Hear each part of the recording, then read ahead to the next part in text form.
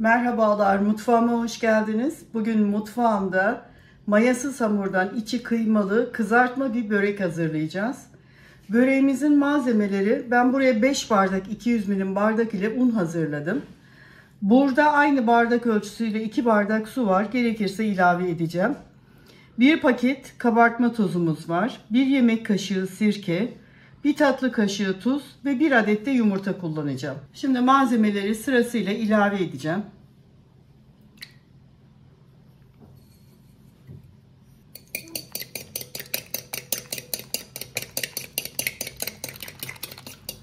Tuzla yumurtayı bir güzel çırptım. Şimdi suyu koyuyorum.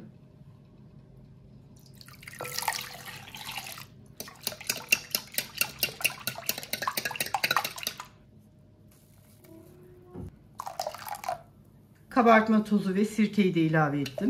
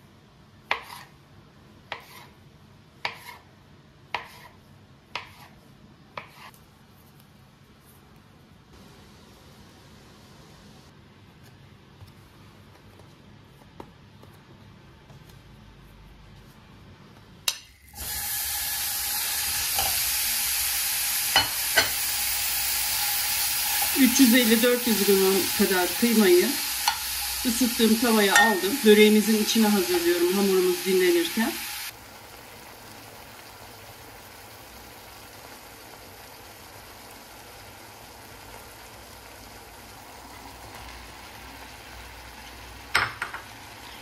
Büyük boy sayılacak bir adet kuru soğanı yemeklik doğradım. Onu da ilave ettim.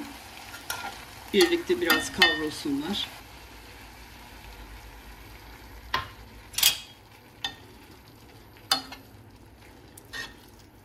Bir çay bardağı, şöyle klasik büyük boy olmayan bir çay bardağıyla sıvı yağ ekledim.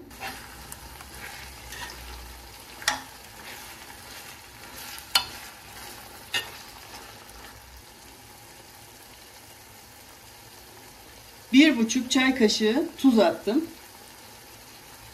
Şöyle yarım çay kaşığı karabiber. Yarım tatlı kaşığı da kırmızı toz biber attım.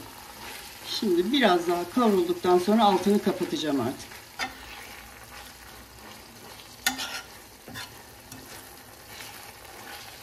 Evet, altını kapatıyorum. Şimdi bunun biraz soğuması lazım. Hamurları açarken tekrar görüşelim.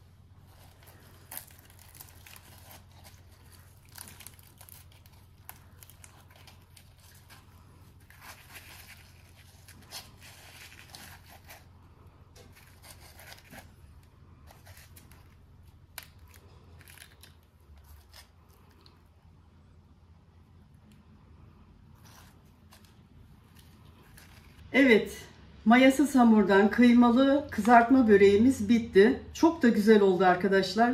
Yapın, deneyin isterim. Bir dahaki tarifimde buluşmak üzere diyorum. Hoşça kalın.